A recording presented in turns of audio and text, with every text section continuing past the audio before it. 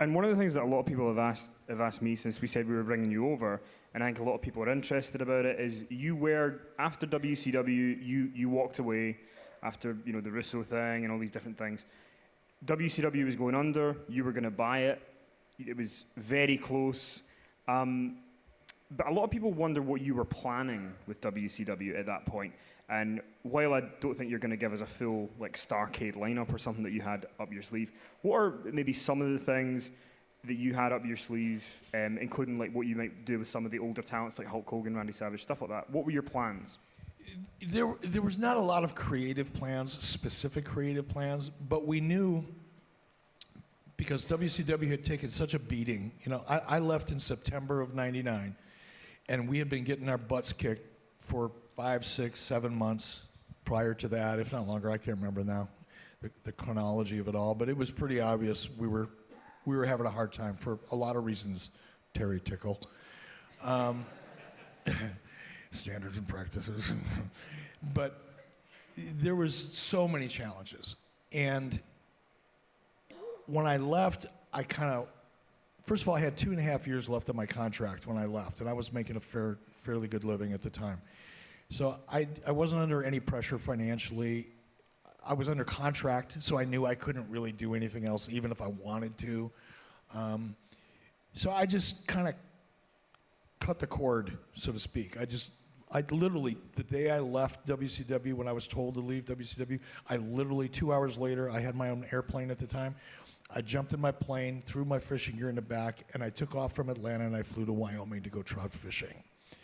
And I just disengaged completely. And now fast forward, WCW brought me back, I think around February. They finally realized that they made a mistake, and the gentleman that they brought in to replace me was a can of worms and wasn't the solution. It didn't have the magic key to the kingdom or any kind of a Harry Potter wand or anything else. So they asked me to come back.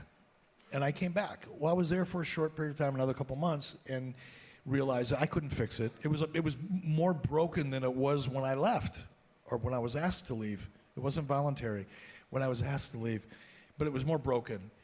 And we offered to buy them. So fast forward again, we buy them, but by that time we were so beat up and so damaged, the brand was so beat up and so damaged that in my opinion, it was more about creating the anticipation, making the fans want to see what it was we were going to do to right the ship.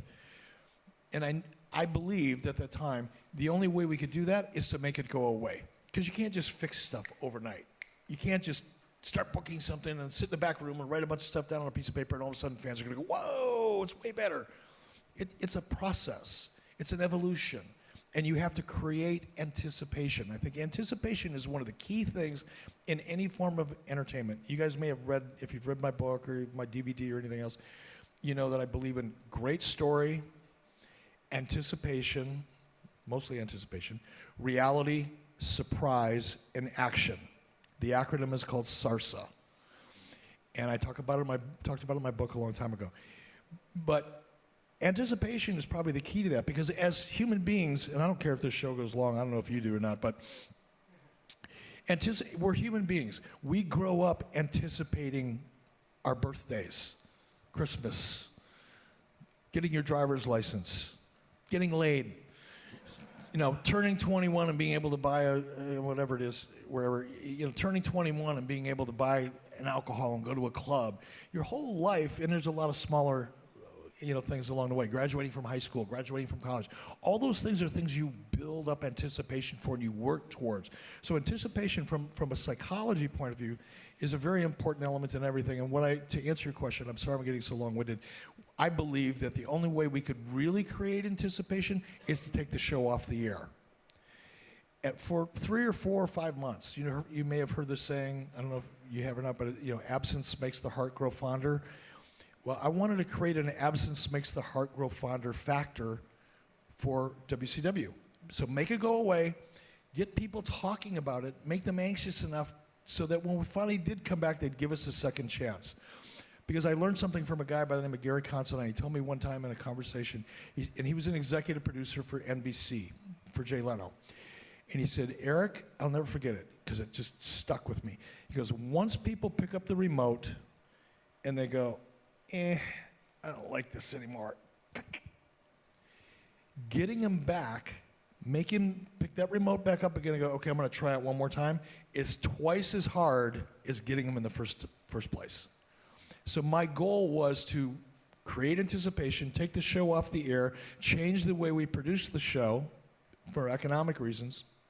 We were talking with Hard Rock Cafe in Las Vegas at the time. They were going to build an arena over an adjacent building, and that was going to be our home. Every week we were going to come from Las Vegas because it was economically viable and it was kind of cool.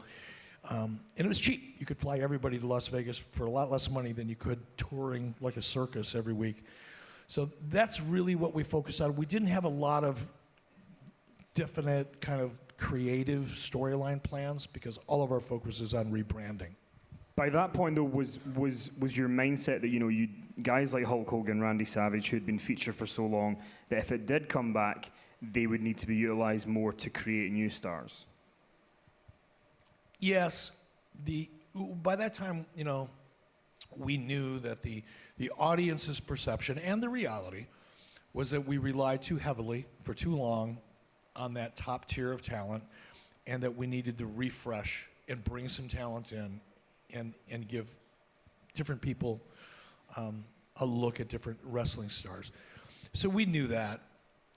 Part of it was really true. Part of it was just a lot of the narrative that had been created because we were flat on our back and we were going downhill and everybody wanted to be able to go, well, if they would just give that guy a chance, it would change everything, which was not true, but that was the feeling. So we thought, okay, we can either ignore that and fight it or we can go with it. And we knew we had to go with it. And we knew we had to kind of reduce our reliance on some of the bigger names and bring up some new talent. So we would have still used guys like Hulk, and it would have been less frequently, and Randy and even Goldberg and guys like that. And we had talked about trying to elevate some of the younger talent. There you go.